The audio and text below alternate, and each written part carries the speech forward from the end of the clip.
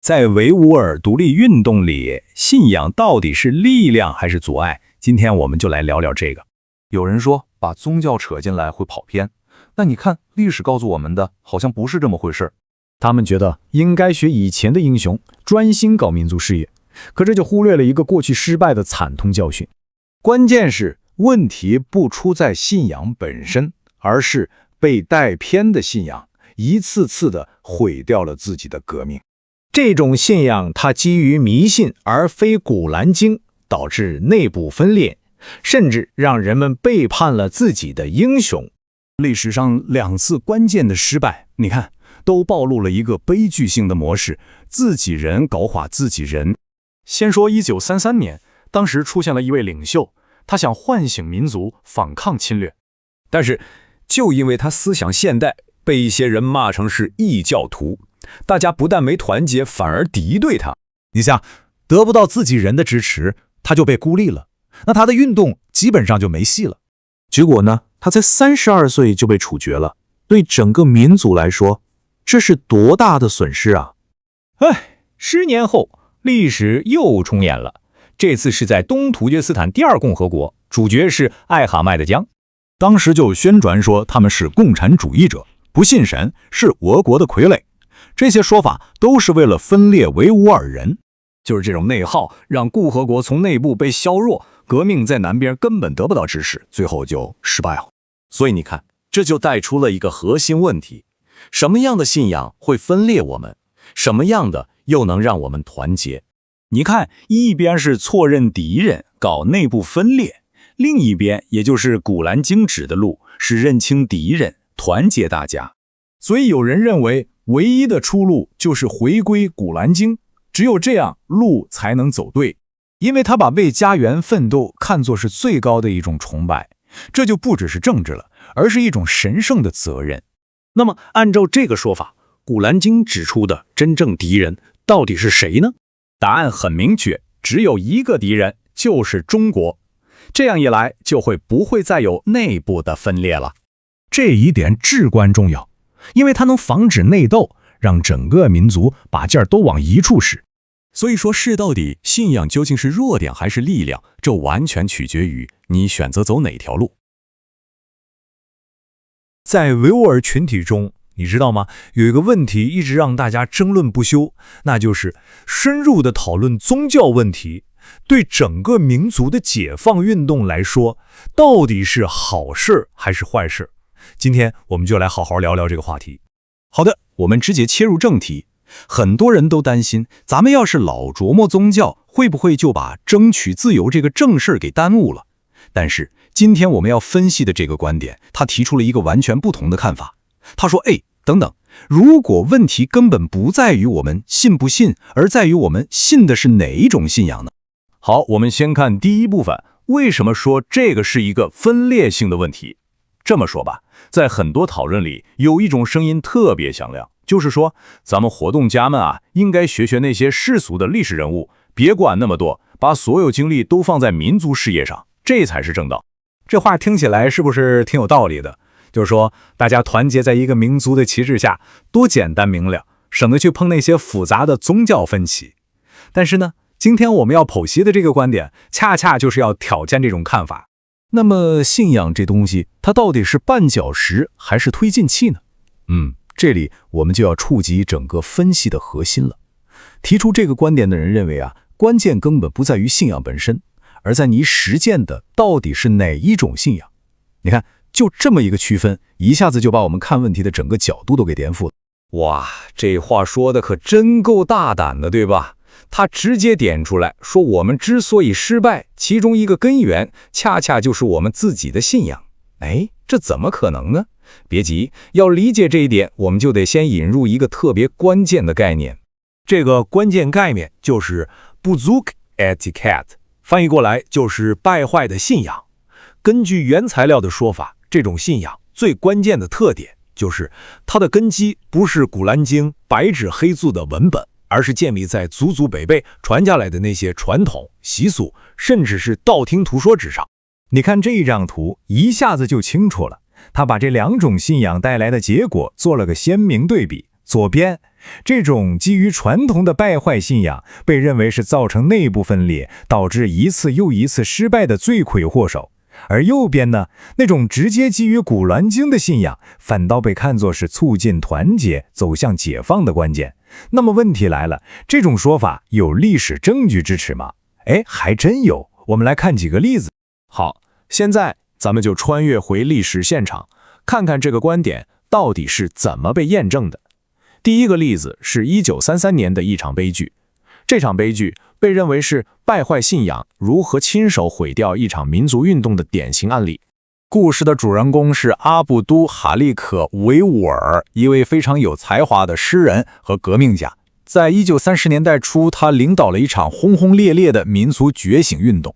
可就在运动势头最好的时候，一些宗教传统主义者突然跳出来，给他扣上了一顶异教徒的大帽子。这在当时可是个致命的指控啊！结果他很快就失去了民众的支持，最终这位年仅32岁的英雄被处决，整个运动也跟着失败了。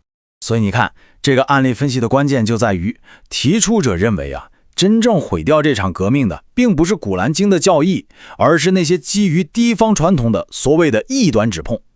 这种自己人打自己人的做法，最终导致人民被严重误导，反而站到了侵略者那边。这毫无疑问是一场彻头彻尾的悲剧。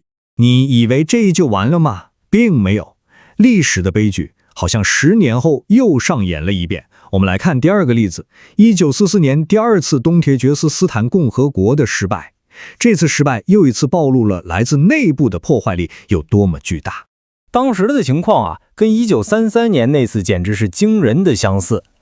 哈迈德江哈斯木领导的共和国政府同样被一些宣传贴上了共产主义者和无神论者的标签。你想想，这些标签在当时宗教氛围非常浓厚的南部地区，那简直是太管用了，一下子就在民众里制造了巨大的裂痕。这种宣传可以说是一种非常有效的武器，它成功的把南部的民众和北部的革命政府给隔开了。所以这个观点的分析就指出，这又一次证明了那种基于传统的拜干信仰是多么容易被当成政治武器，从内部瓦解掉一个本可以团结起来的统一战线。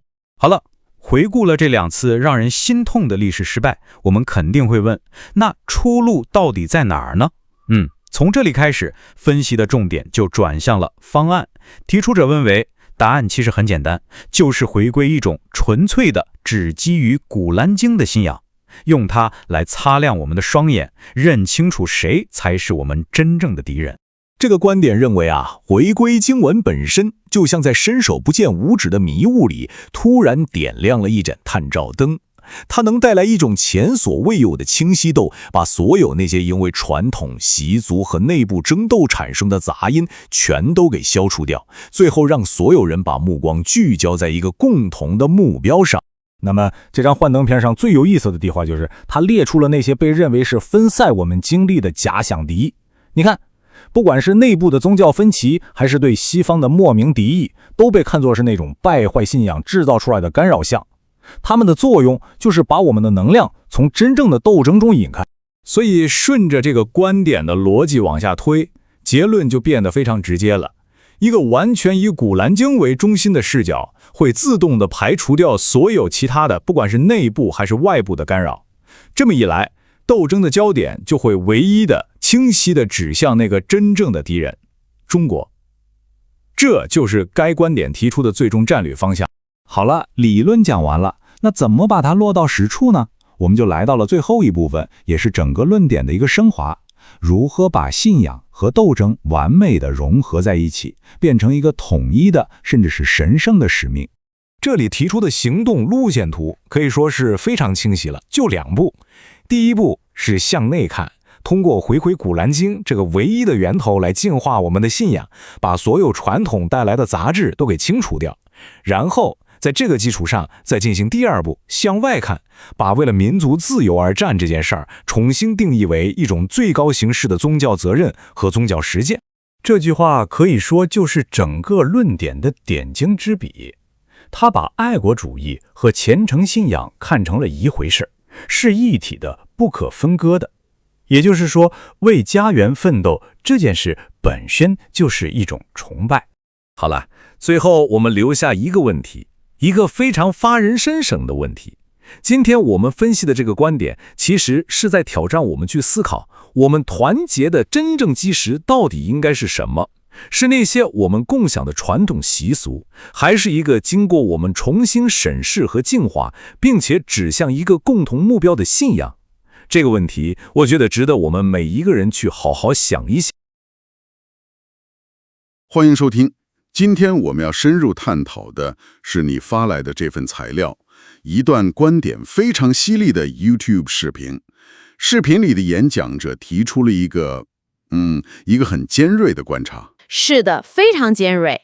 他说在一些维吾尔人中间，有一种声音认为过多的讨论宗教，反而会损伤民族独立这个更重要的事业。对，觉得应该把宗教先放一边，专心搞民族事业。就是这个意思。是的，但这位演讲者花了很长时间，就是为了论证这个观点不仅是错的，而且是致命的。哦，他认为这种看法恰恰搞反了因果。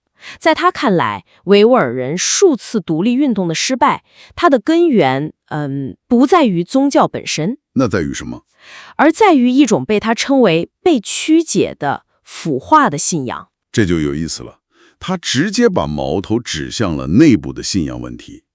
所以我们今天的任务就是一起拆解他的这个论证过程，看看他是怎么通过分析历史来证明一个群体的自我认识，特别是信仰认知是怎么决定他的命运的。在我们开始之前，我想补充一点。请讲。你选的这个话题，它的复杂性在于，历史从来不是单一因素决定的。当然了，我们知道30年代和40年代那个局势极其复杂，有苏联的介入，有国民政府的压力，还有各种地缘政治的博弈。对，因素很多。但这位演讲者选了一个非常独特的切入点。他认为，如果我们忽略了内部的信仰分歧这个核心变量，就没法解释为什么在看似绝佳的历史时机下，运动依然失败了。我们就试着客观地把他的这个视角呈现出来，帮你理解他论证的内在力量。好的，那我们就从他的核心概念开始吧。演讲者的整个逻辑都建立在一个二元对立上，一边是真正的信仰，另一边是他反复提到的那个词，叫腐化的信仰 Buzuk Aqida。这个词听起来很重啊，他到底想什么？这道线他划在了哪里？这确实是他整个论述的基石。他所说的腐化的信仰，指的并不是伊斯兰教的核心教义，恰恰相反。他认为这是一种背离了核心教义的状态。他将其定义为一种未经审视、盲目继承的祖先的宗教 Utabarbi Misning 的 Dini， 祖先的宗教。对，这种信仰的特点是，它的权威来源不是古兰经本身，而是一代代传下来的习俗、传统，甚至是一些迷信的说法。人们遵守它不是因为理解了经文，而是因为我们的祖辈就是这么做的。我明白了，所以这有点像一个是出厂设置的纯净操作系统，也就是古兰经本身，另一个是后来装了一大堆来历不明的插件、补丁和软件的魔改版系统，也就是所谓的祖先的宗教。演讲者是这个意思吗？这个比喻非常贴切。他认为，正是这个充满了各种插件和重复软件的魔改版系统，导致了整个群体的系统频繁膨胀。对，它让人们的价值观变得混乱，注意力被分散，没法清晰地识别出在当前历史阶段谁是他们最主要、最根本的敌人，以及什么是他们最应该集中精力去完成的首要任务。简单来说，这个魔改系统总是在关键时刻导致内部死机。一个导致内部死机的魔改系统，这个说法很有画面感。对，为了证明这一点，他没有停留在理论上，而是直接进入了历史，举了第一个例子，一个非常悲剧性的人物。30年代的革命先驱阿卜杜哈内克·维吾尔。是的，这是一个充满理想主义光辉的人物。他是一位诗人，一个思想家，一个渴望用现代教育和新思想唤醒自己民族的年轻人。才华横溢，而且有行动力，是那个时代里非常耀眼的启蒙者。但他的结局却无比黯淡。演讲者认为，他的失败并不仅仅是军事上打不过军阀盛世才那么简单，远不止于此。他强调，一个更致命的因素是，阿卜杜哈内克·维吾尔这位为民族解放而战的人，到最后都没有能获得自己人民的广泛支持，这就很奇怪了。为什么？这就正好印证了我们刚才说的那个魔改系统的 bug。怎么说？演讲者指出，当时反对他的人并没有在是否应该追求民族独立这个核心议题上与他辩论。那他们怎么做的？他们选择了一个更阴险也更有效的攻击方式，给他贴上宗教的标签。他们宣称阿卜杜哈利可维吾尔是一个叛教者，一个卡法尔。卡法尔这个词，我们一般翻译成异教徒或者不信者，但在这个语境下，它的杀伤力恐怕远不止于此吧？对，在那个环境下，这不仅仅是一个身份的定语，更是一种非人化的手段。非人化？一旦你被贴上这个标签，你就不再是我们的一份子，你说的所有话，做的所有事，都可以被视为是对整个群体的背叛和污染。于是呢，那些反对他的人就在民众中散布谣言，说他从苏联学来的新思想是背离祖宗之法的，是动摇信仰根基的。这种宣传有效地将他与广大的普通民众隔离开来。这太可怕了。也就是说，他们用一个宗教武器来解决一个他们不认同的政治路线问题。正是如此，通过将他定义为信仰的敌人，来阻止他成为民族的英雄。演讲者想表达的正是这种深刻的悲剧性。最终，在1933年，这位年仅32岁的革命者被盛世才杀害。当然，动手的是盛世才，但演讲者提出了一个非常沉重的反思。什么反思？如果当时的民众，他们的信仰是建立在对《古兰经》的直接理解之上，而不是那些僵化的祖宗之法，他们会如何判断？他们很可能会认识到，一个为他们争取自由或尊严的同胞是应该被支持和保护的。然而，历史的事实是，他在外部敌人的屠刀和内部舆论的匕首夹击下，孤立无援地死去了。所以在演讲者看来，阿卜杜哈利科维吾尔的悲剧，外部的子弹是结果，而内部的意识形态混乱才是那个致命的起因。一个本应成为凝聚点的英雄，反而成了分裂点。是的。而且演讲者认为，这种悲剧模式并没有因为阿卜杜哈利克维吾尔的死而终结，还没有结束。你以为大家吸取教训了吗？没有。这就引出了他的第二个历史案例。一个如此惨痛的教训之后，按理说人们应该会有所警惕，但演讲者说，11年后，在1944年第二次东厥杰斯坦共和国时期，几乎一模一样的事情换了一批人，又原封不动地重新上演了一遍。完全正确。这次的主角是另一位领袖艾合买江哈斯木，他领导的革命同样面临着巨大的内部阻力。而这一次，那个魔改系统又弹出了一个新的错误警告，用了另一套说辞。有什么不同？这次的攻击标签是什么？这次的标签与时俱进，变成了亲俄分子、共产主义者和无神论者。等一下，这几个词儿听起来更像是纯粹的政治攻击。和宗教有什么关系？为什么演讲者坚持认为这仍然是腐化的信仰在作祟？他是不是在刻意扩大自己理论的解释范围？这是个非常好的问题，也触及了演讲者论证的核心。他认为这些看似政治性的标签之所以能产生巨大的破坏力，恰恰是因为他们被有效地翻译成了宗教语言。翻译成了宗教语言？你想，在当时南疆那些相对保守虔诚的民众耳朵里，共产主义意味着什么？它直接就等同于无神论。而无神论者不就是卡菲尔的另一种说法吗？哦，我明白了。所以这套攻击的底层逻辑是一样的，一模一样。把政治上的对手描绘成信仰上的敌人。因为艾合买迪江依靠苏联的支持，所以他等于共产主义，等于无神论，最终等于叛教者。这个逻辑链条一旦形成，就能非常有效地煽动起宗教情绪，去抗争一场民族解放运动。正是如此，演讲者分析，这个宣传策略的效果是毁灭性的。他成功地在北疆如火如荼的革命和南疆的广大民众之间挖出了一条深深的鸿沟，造成了事实上的南北分裂。一场本可以席卷全境的运动，因为内部的意识形态分裂，力量被大大削弱，最终也走向了失败。哇，这真的让人不寒而栗。如果演讲者的分析是对的，那就意味着每当历史出现变革的窗口期，总有一种内部力量，会利用人们对祖传信仰的忠诚和对异端的恐惧，来攻击那些走在最前面、试图带来改变的人。对，他们不去辩论变革本身是否对民族有利，而是直接釜底抽薪，去质疑变革者的宗教纯洁性。这成了一个屡试不爽的从内部瓦解抵抗的工具。这就是演讲者观察到的悲剧循环。他认为只要不卸载那个充满 bug 的魔改系统，这个循环就会一直持续下去。听你这么说，我感觉这个是一个无解的循环。每次有人想往前走一步，就会被自己人以传统和信仰的名义拉回来。那按照这位演讲者的逻辑，要打破这个循环，到底该怎么办？出路在哪里？他的方案非常直接，甚至可以说相当激进。他呼吁人们彻底让开那些中间环节，无论是传统的伊玛目、世袭的宗教领袖，还是那些所谓的祖宗之法，全都绕开。对，直接回归到信仰的源头，也就是《古兰经》本身。他提倡每个人都用自己的理性和头脑去独立的阅读、思考和理解经文，抛开一切中间商，回归原点。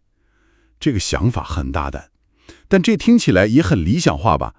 他是认为只要每个人都去读《古兰经》，所有问题就迎刃而解了吗？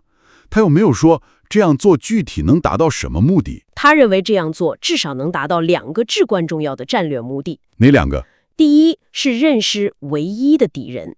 他非常坚定地相信，如果人们真正理解了《古兰经》，而不是被那些琐碎的内部争斗的传统观念所束缚，经文的核心精神会引导他们认识到，在当下的历史处境里，中国是他们唯一且真正的敌人。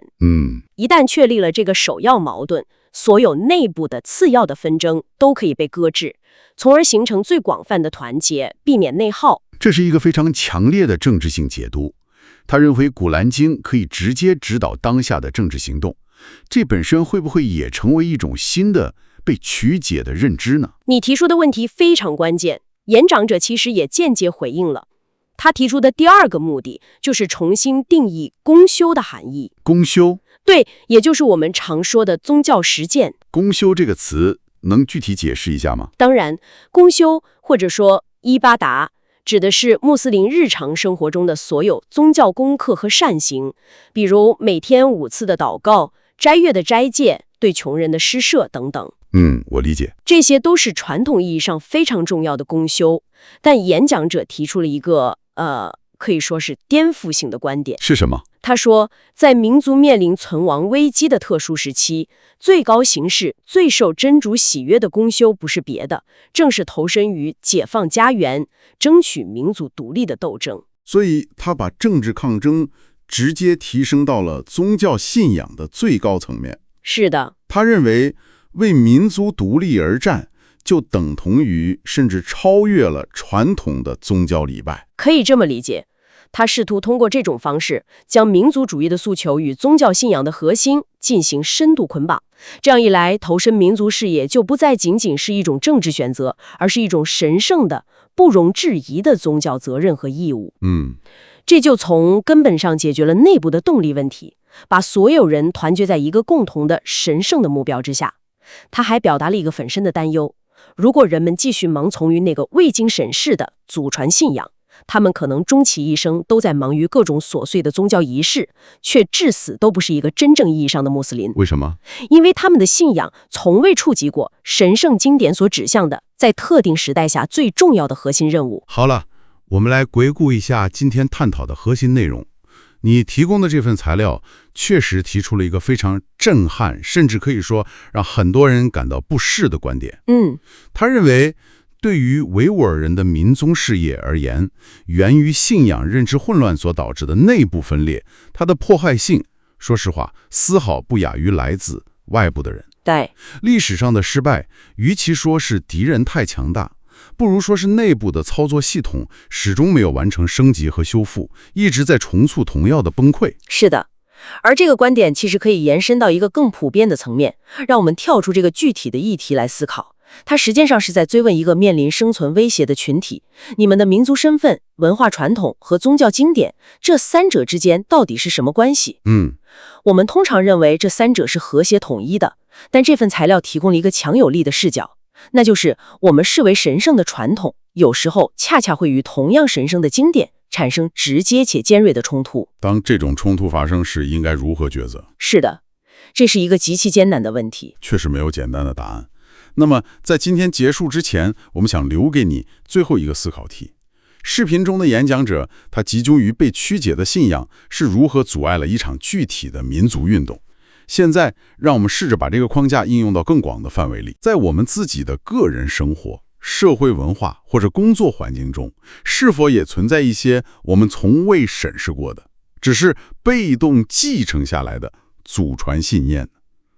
那些我们常挂在嘴边的我们一直都是这么做的，或者老规矩不能改，有没有可能正是这些我们习以为常、从未怀疑过的信念，在悄悄地阻碍着我们，让我们看不清真正的问题所在，也无法实现我们最重要的目标呢？今天我们看的这份材料核心观点非常鲜明，他认为回归古兰经对维吾尔民族的解放视野至关重要，而且是通过分析过去几次独立运动的失败来证明一种败坏的信仰是问题的根源。没错，而且我觉得吧，这个论证的起点也是它整个的中心支柱，就是那个纯正信仰和败坏信仰的对立。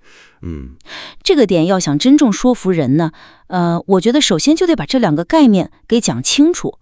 而且最好能少用一点像败坏这种带有很强评判色彩的词。我明白你的意思，材料里反复用 buzug aqida 这个词，但好像就是默认听众都知道它指什么，没有给一个特别清晰的定义。对，这样做是不是有点风险？可能会让一些人还没听进去道理呢，就先觉得你是不是在指责我，然后就竖起了防备性。正是这个道理，一旦听众感觉自己被贴了标签，或者说自己的传统被不加分辨的归为了败坏，那沟通的大门可能就关上了。那怎么办呢？所以与其直接下判断，不如换个角度，把它当成一个历史现象或者社会现象来分析。我们可以问，这种所谓的败坏信仰，它的具体特征是什么？它到底包含了哪些元素？这个提议很好，就是把一个道德评判问题变成一个可以客观分析的对象。那具体来说呢？比如材料里可以怎么展开？我们可以更具体一点，比如说这种信仰体系，它是不是指某些特定的和古兰经核心教义有冲突的民间传统？或者是指对祖先崇拜的某些残留形式，又或者是某种特别僵化、排他性很强的神学派别。就是你得把这些模糊的概念给它掰开揉碎了讲，论证的根基才稳。也就是说，先做定义，再做批判。对，而且最好的定义方式就是对比。材料里其实提到了一个绝佳的例子，就是艾哈迈德·江卡斯姆。他因为被贴上共产主义者的标签而得不到一些人的支持。没错，这里就可以深入了。这确实是个关键的历史节点。我们可以这样分析，你看啊，古兰经的世界观里，反抗压迫、追求正义是核心原则之一，对吧？他鼓励信徒为了更高的目标去团结一切可以团结的力量。对。但是另一种信仰观念可能更看重所谓的派别纯洁性，在这种观念的主导下，和异教徒或者无神论者合作，哪怕是为了对抗一个能毁灭所有人的共同敌人，也是不可接受的。我懂了，这么一比对，差别就出来了。它不再是一个抽象的信仰好或信仰坏的问题，而是一个具体的选择题。就是这样，就是在生死存亡的关头，你的信仰是给了你团结更多人的智慧，还是给了你一个分裂自己、拒绝盟友的理由？完全正确。这样一来，讨论的焦点就从谁对谁错的这种指责，转移到了哪种思想体系更有利于我们生存和发展的这种战略性思考上。这不仅更有说服力，也更能团结那些可能一开始持有不同看法的人。这种把焦点从人转移到思想体系的分析方法确实很巧妙，而且我觉得把这个方法应用到对具体历史事件的解读上会显得尤其重要。材料里提出了一个非常大胆的因果论断，过去的革命之所以失败，就是因为民众的信仰出了问题。我读到这里的第一感觉是，这个结论很有力，但可能，也有点绝对。我完全同意。你把像东陀去斯坦第一和第二共和国这样重大的历史事件的失败，完全归咎于民众的信仰败坏，确实有过度简化的风险。是。任何一个对那段历史有基本了解的听众，心里都清楚，历史的走向是多重因素角力的结果。是啊，比如苏兰当时的角色，一会儿支持，一会儿背叛，还有民族运动内部不同派别之间的政治斗争。没错。更不用说和敌人之间悬殊的力量对比了，这些都是绕不开的因素。如果分析完全忽略了这些，只抓住信仰这一个点，会不会让整个论证显得不够可信？会的。专业一点的听众可能会觉得，你这是为了支撑结论而刻意筛选证据。所以，一个更稳健也更符合历史事实的策略是，我们完全可以承认历史的复杂性，但同时呢，依然强调信仰在其中扮演的关键角色。怎么个强调法呢？我们可以不把败坏的信仰说成是失败的唯一原因，而是把它定义为一个至关重要的内部脆弱性。内部脆弱性。对，这个脆弱性被外部的敌人敏锐地捕捉到，并且充分利用了。哦，这个比喻很贴切，就像一个人的免疫系统出了问题，这才是根本。虽然最后可能是外部的病毒让他生了重病，但病根在内部。没错，就是这个意思。这样表述既没有否定外部敌人的强大和狡猾，又把反思的焦点拉回到了我们自身。它传递的信息是，我们当然要正视外部的压力，但我们更要看到自身的裂痕给了敌人可乘之机。那我们还是用具体的例子来说明一下这个内部脆弱性的分析方法吧。比如阿布杜哈利克维吾尔的悲剧。好，在谈到阿布杜哈利克维吾尔的悲剧时，我们可以这么说：当时社会上因为一些神学分歧，就轻易地给人扣上异端的帽子。这种不团结的现象，它的思想根源正是一种偏离了古兰经核心团结精神的狭隘信仰认知。而这种内部分裂，就为盛世才这样的外部的敌人分化、瓦解和镇压我们的精英提供了绝佳的机会，这成了一个致命的弱点。你看，这样的表述既点出了盛世才这个外部敌人，又把分析的重点落在了我们内部的信仰认知问题上。这确实比简单的归咎于信仰败坏要深刻得多。它解释了如何失败的机制，而不是简单的给一个结论。那对于艾哈迈德江卡斯穆的三区革命呢？那个例子可以挖掘得更深。材料可以这样分析，共产主义者这个标签在当时无疑是一个杀伤力极大的宣传武器，但我们真正需要反思的是，为什么这个标签当时就那么奏效？对，这是个好问题。它背后反映了当时民众的思想中存在着怎样的一种神学框架，让他们如此容易被这类宣传所蛊惑。也就是说，重点不在于敌人用了什么武器，而在于我们为什么对这个武器毫无抵抗力。对，我们可以继续追问，为什么一种强调身份纯洁性的观念会压倒反抗侵略、争取生存这个更根本、更急迫的诉求？为什么我们没能形成一个可以跨越意识形态分歧的最广泛的统一阵线，去对抗共同的敌人？这种层层递进的追问，就把一个简单的归因变成了一次引人深思的集体反思。我明白了，这种分析方式确实更具说服力。但你觉得，在这么强调内部问题的时候，要如何把握一个平衡点，才不会被听众误解为是在为外部的侵略者开脱责任呢？这个问题非常关键。平衡点就在于，我们始终要明确谁是压迫者，谁是行动的主体。我们的分析框架是，外部的压迫是既定事实，是所有讨论的前提。OK， 在这个前提下，我们作为反抗者，如何才能变得更强大、更智慧？对内部脆弱性的分析，不是为了分担敌人的罪责，而是为了增加我们自身的战斗力。这是一种对内负责、积极主动的态度，而不是向内指责、消极抱怨。说得好，这是一种向内求利的思路。我们聊了定义，也聊了历史。那最终，这些分析要导向哪里去呢？材料最后给出了一个非常响亮和团结人心的行动口号，就是关于唯一敌人的定义。是的，中国是唯一敌人，这个论断作为口号非常有力，能迅速凝聚共识。但要把它从一个口号变成一个可执行的战略，就需要更精细的阐释。它目前的问题在哪里？是不是听起来太绝对了？可能会有人担心，这会不会让我们陷入一种新的孤立主义，拒绝所有非穆斯林盟友，或者说忽视了复杂的国际地缘政治？完全有可能。听众会问，这样一个刚性的框架，真的适用于现实世界里充满变数和灰色地带的政治斗争吗？是的，所以我们需要把这个强有力的口号深化为一个共具智慧的战略原则。关键在于澄清唯一敌人在实践中到底意味着什么？是指在生存威胁意义上的主要敌人，还是指字面意义上世界上唯一的敌对势力？我认为应该把它解释为前者，也就是一个由古兰经原则指导的关于战略焦点的优先排序问题。它的核心不是要我们对世界上其他所有事情都视而不见，而是要我们集中所有的资源和精力去解决那个最主要、最致命的矛盾。把一个口号深化为一个战略原则，这个提法很高明。具体要怎么论述，才能让听众理解这层深意呢？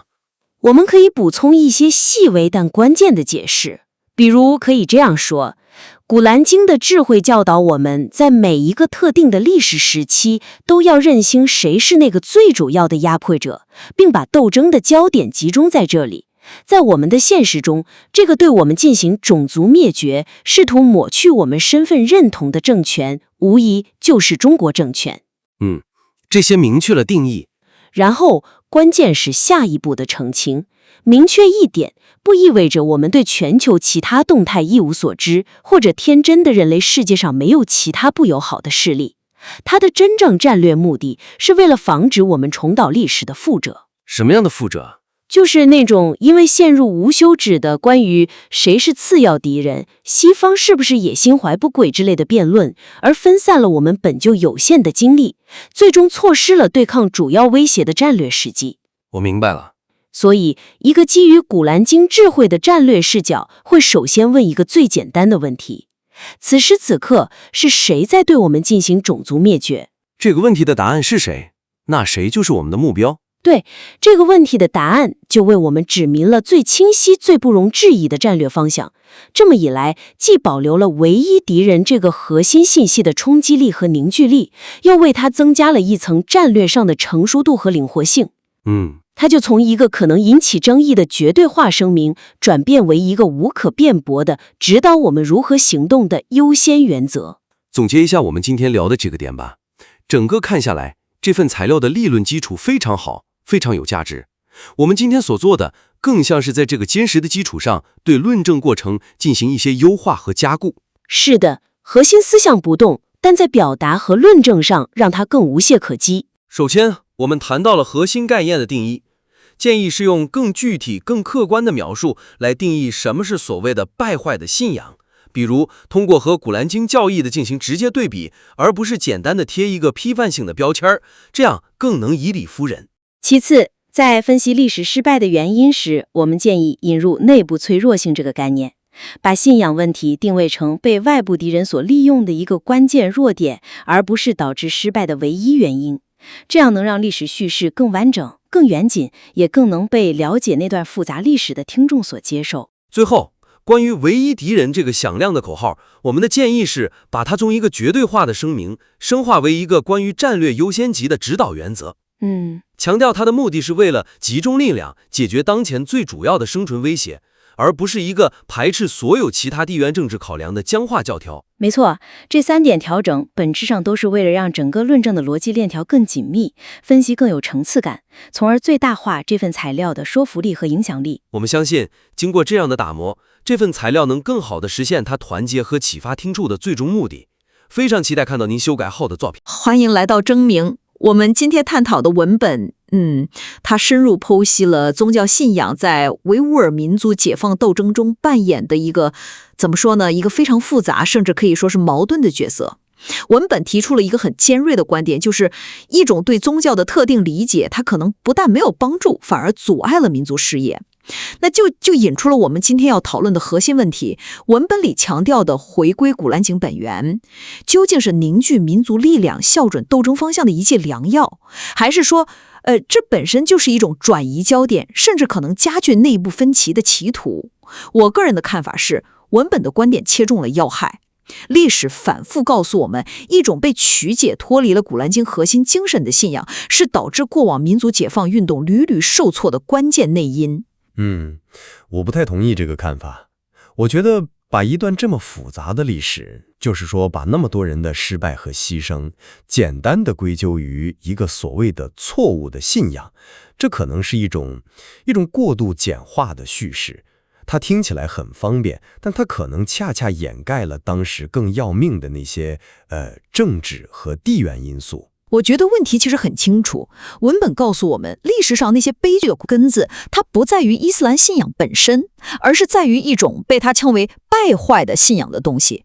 这到底是什么呢？它不是纯粹的信仰，而是一种混杂了大量迷信、地方陋习，最后完全偏离了核心教义的认知体系。它最大的危害就是让人们搞不清楚谁是朋友，谁是敌人，在最需要团结的时候反而制造了内耗。它引导人们把枪口对准了内部那些思想更进步的同胞。文本里的例子我觉得非常有说服力，无论是启蒙先驱阿卜杜亥利克乌伊古尔，还是后来三区革命的领导者艾哈迈德江哈斯木，他们为什么会失败？一个核心原因就是被自己人，被那些持有这种败坏信仰的同胞贴上了叛教者或者共产主义者的标签，结果呢，得不到本该有的支持。所以说，文本呼吁回归古兰经，我觉得它的目的不是要搞一场神学大辩论，而是要做一次战略上的清零和校准。按照文本的逻辑，古兰经本身就为这场斗争提供了最清晰的行动指南，它指明了邪是唯一的敌人，并且把争取民族自由定义为一种至高无上的公修，也就是阿巴代特。有了这个作为地基，思想才能统一，力量才能真正凝聚起来。我明白你的逻辑，但我的担忧也正在于此。把一场这么复杂的历史运动的失败，全都装进一个叫信仰败坏的篮子里，这太省事了，但也太危险了。你看，文本在谴责这种败坏信仰的时候，其实字里间也透露了很多被这个标签给掩盖掉的关键信息。你刚才也提到了，艾哈迈德江哈斯姆勒革命为什么在南疆推不动？因为有人宣传他们是亲苏派，是共产主义者。我们就得问一句，这真的只是一个宗教认识问题吗？我觉得不是，这恰恰说明当时的主要矛盾已经是政治路线和地缘政治立场的冲突了。当时的人们，他们对苏联的意图抱有真实的、深刻的担忧和不信任，这是非常现实的政治考量，不是三言两语的信仰糊涂就能解释的。更重要的是，那个解决方案就是呼吁回归真正的古兰经，这个提议本身就埋着一颗更大的雷。谁来定义什么是真正的？谁来掌握这个最终解释权？这几乎不可避免的会开启一场新的内部争论，一场争夺话语权的斗争。到头来，老问题没解决，反而因为神学分歧制造了新的分裂。民族解放，这是一个关乎所有人的世俗目标，对吧？它的基础应该是包容，应该能团结所有人，而不是用一种特定的宗教解释去划分你我，制造新的壁垒。你看，这恰恰就是问题的关键。我们就先说阿卜杜亥利乌伊古尔的悲剧，文本的描述很直接。当时的人为什么不理解他？为什么要把一个为我丹米勒特，也就是祖国与民族奋斗的先驱，看作是叛教者？不就是因为他们的思想被那种败坏的信仰给禁锢了吗？他们看到的不是民族为王的大局，而是这个人的胡子够不够长，祷告姿势标不标准，这些细枝末节。这种内部的指控和孤立让他完全失去了群众基础，最后在1933年轻易的就被军阀盛世才杀害了。等一下，你说他失去了群众基础，这个我同意，但原因真的只是因为群众的信仰败坏了吗？我们不能脱离当时的大环境啊。盛世才是什么人？那是高压恐怖统治，动不动就是屠杀。在那种环境下，普通民众的不作为，除了你说的信仰上的困惑，难道没有可能是出于最直接的恐惧吗？或者是面对一个强大残暴政权时一种彻底的无力感，把所有的责任都推给民众的信仰问题，我觉得这不公平。这实际上是简化了历史的复杂性，在某种程度上甚至是为统治者的残暴开脱，也忽视了当时敌我力量的悬殊对比。我不认为这是开脱，恐惧当然是存在的，但文本的核心观点是，这种败坏的信仰恰恰加剧了这种恐惧，并给了人们一个不作为的合理借口。它让本应团结起来反抗的力量从内部划分瓦解了。如果当时的人们能有一个更清晰的基于信仰本源的共识，认识到抵抗侵略者是压倒一切的首要任务，那么阿卜杜海利克吴伊古尔就不会那么孤立无援。可能结局依然是悲剧，但过程绝不会是这样。这不就说明错误的信仰认知，它的破坏力是实实在在的吗？我还是觉得这里面有太多如果，我甚至会怀疑这套信仰败坏论的说辞，它本身会不会就是一种后人为了动员特定群体而构建的叙事？它通过简化敌人，把问题归咎于内部的一部分人不够纯洁，从而提供一个简单明亮的行动方案。这种叙事很有力，但它不一定是历史的全貌。好，那我们再来看一个更复杂的例子，就是1944年的三区革命。你刚才也提到了政治现实，这在三区革命里体现得更复杂。文本分析得很清楚，艾哈迈江哈斯木领导的革命洪流为什么在推进到南疆的时候会遇到那么大的阻力？核心的阻碍就是那句宣传口号，他们是共产主义者，是无神论者，他们的革命我们不能支持。对，这恰恰证明了我的观点，这难道不是一个纯粹的政治或意识形态分歧吗？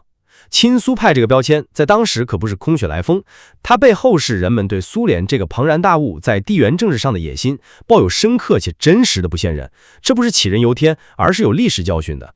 很多人害怕的是，我们刚刚赶走一个侵略者，转头又引来另一个更强大的，这是一个非常非常艰难的政治抉择，不是简单的信仰糊涂。我承认地缘政治的考量确实存在，但是文本的重点在于，为什么这种政治考量能够压倒民族团结这个更大的共识呢？为什么一句他们是无神论者的帽子，就能让人们忘记谁是当前最主要的人？这才是败坏信仰的可怕之处。他把一个可以内部讨论的政治路线分歧，直接上升到了不可调和的信仰敌我矛盾。他建立了一个错误的逻辑，因为你信仰的方式可能和我们不一样，所以即便我们面对共同的敌人，我们也不能合作。这种逻辑正是颠倒主次、混淆是非的典型体现。它让人们忘记了，无论你对苏联是什么态度，无论你是否认同共产主义，大家共同的最急迫的任务是争取民族的生存空间。但你不能要求当时的人呢，用我们今天的视角去看问题。在他们的世界里，信仰可能就是一切的根基。当他们认为一场革命可能会动摇甚至摧毁这个根基的时候，他们选择观望甚至反对。从他们的角度看，这是一种理性的自我保护。你把这种基于自身判断而产生的政治担忧轻易地贴上败坏信仰的标签，我觉得这既不公正，也无助于我们真正理解当时的历史困境。我们不能因为一个政治选择不符合后来某种理讲的叙事，就把它归结为信仰上的堕落。但这恰恰说明了我们迫切需要一个能超越所有这些政治分歧的最高准则，而文本认为这个准则就存在于《古兰经》的本源精神之中。文本的逻辑很清晰，回归《古兰经》不是为了让大家去辩论神学里的细枝末节，而是为了寻找一个能团结所有人的最根本的行动依据和精神动力。这个依据是什么？就是《古兰经》能帮助人们认清唯一的敌人是侵略者，而解放家园、保卫民族是每个信徒最崇高的一种公修。在这个最高原则面前，关于亲苏还是反苏的争论都应该成为次要矛盾。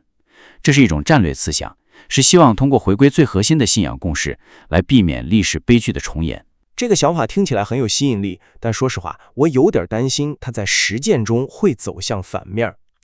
历史上任何一场打着恢回本源、正本清源旗号的运动，有多少次是和平收场的？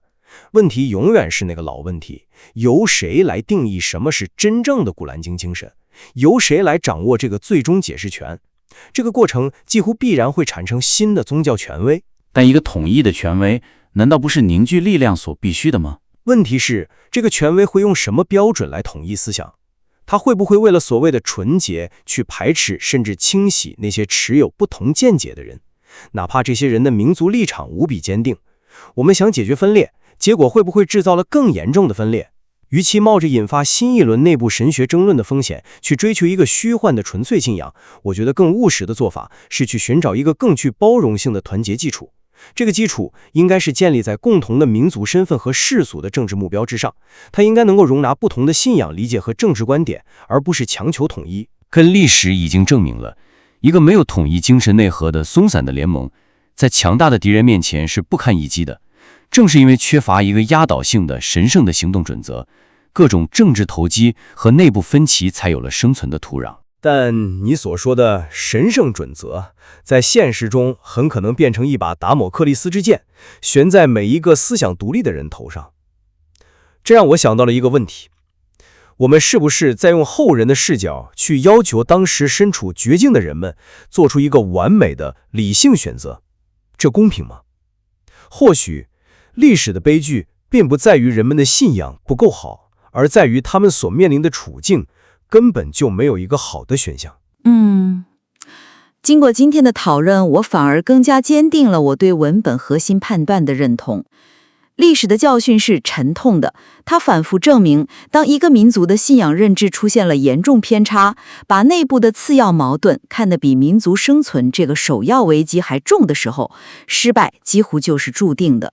所以，回归信仰本源，用最核心的教义来澄清基本的是非敌我，这是一个必要步骤。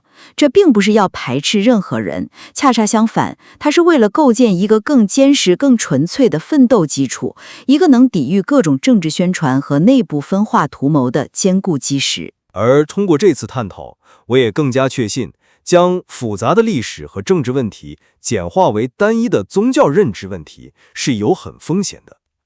文本引述的那些历史事件，恰恰向我们揭示了政治路线、意识形态和外部势力干预这些因素造成了多么深刻的影响。这些都不是一个信仰败坏的标签就能完全解释的。我们当然需要团结，但这种团结的基础应该是对多元政治观点和不同信仰理解的包容与尊重，而不是强求一种由特定群体所解释的统一的宗教范式。